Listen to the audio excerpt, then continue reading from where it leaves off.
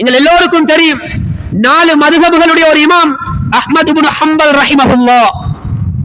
சின்ன வயது அஹ்மத் இப்னு ஹம்பல் ரஹிமஹுல்லாஹ் வாப்பா மௌத்து, யதீம், அனாதையாக ஆயிட்டாங்க.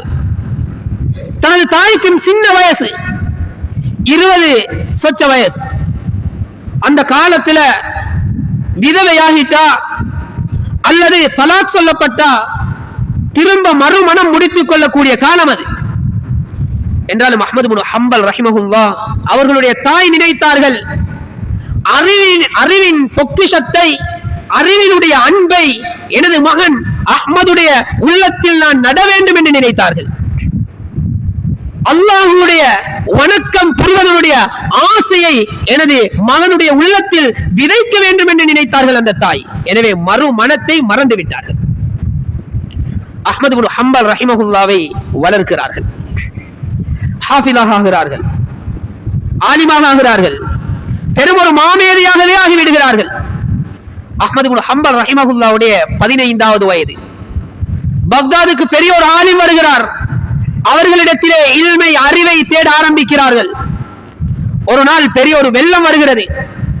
அந்த வெள்ளத்தில் ஒரு ஆறு அஹ்மத் இப்னு ஹம்பல் ரஹிமஹுல்லாவுடைய வீட்டையும் அந்த ஆலிமுடைய வீட்டுக்கும் நடுவில் ஒரு ஆறு இருக்கிறது.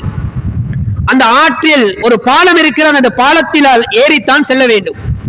இப்பொழுது வெள்ளம் ஏற்படுகிறது. அந்த வெள்ளத்தின் மூலம் அந்த பாலத்தினால் செல்ல முடியாது.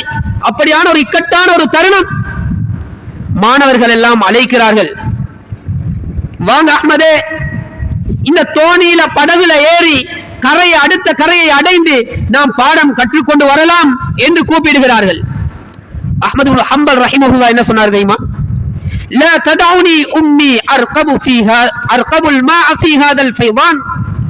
இந்த வெள்ளத்தில இந்த படகுல ஏறி வாரத என் உம்மா என்ன விட மாட்டாங்க, என் உம்மா என்னோட விரும்ப மாட்டாங்க, அதனால நான் வரல அப்படின்னு சொல்லிட்டு அஹ்மத் இப்னு ஹம்பல் ரஹிமஹுல்லாஹ் வீடு திரும்பி உம்மா இடத்துல வந்துட்டாங்க. தனது தாயுடைய அனுமதி கேட்காமல் எந்த ஒரு விடயத்தையும் முன்னெடுக்காதவராக இருந்தார் அஹ்மத் இப்னு ஹம்பல் ரஹிமஹுல்லாஹ் அவர்கள். ஒரு வெள்ளம் வருகிறது, அந்த வெள்ளத்தை கடந்து செல்வதும் ஒரு ஆகுமான காரியம். இல்மை, அறிவை தேடுவதற்காக வேண்டி போற காலம். ஆனாலும் அஹ்மத் இப்னு ஹம்பல் ரஹிமஹுல்லாஹ் தாயிடத்தில் அனுமதி பெறாமல் செல்வதற்கு மறுத்து விட்டார்கள். இன்னைக்கு எத்தனையோ பிள்ளைகளை பார்த்து தாய் சொல்ற, மகனே அந்த மோட்டார் பைக் எல்லாம் நீங்க ஓட்டவான. ஆனாலும் தாய்க்கு தெரியாமல் போய் ஏதோ ஒரு விபத்தில் சிக்கி அந்த விபத்திலே அப்படியே மௌத்தாகக்கூடியவர்கள் இருக்கிறார்களா இல்லையா? எவ்வளவு பெரிய ஒரு அநியாயத்தை நாங்க செய்யறோம். அஹ்மத் இப்னு ஹம்பல் ரஹிமஹுல்லாஹ், அஹ்மத் இப்னு ஹம்பல் ஒரு மாமேதையாக மாறுறதுக்கு இப்படியான தருணங்களை கடந்து வந்ததனால் தான் அஹ்மத் இப்னு ஹம்பல் ரஹிமஹுல்லாஹ் அவர்கள் ஒரு மாமேதையாக மாறுகிறார்கள். மேலான அல்லாஹ்வின் நல்லடியார்களே, அருமையானவர்களே, இது அந்த உலமாக்கள் ஸலஃபு ஸாலிஹுன்களுடைய காலத்தில் தனது தாயை மதித்த விதம்.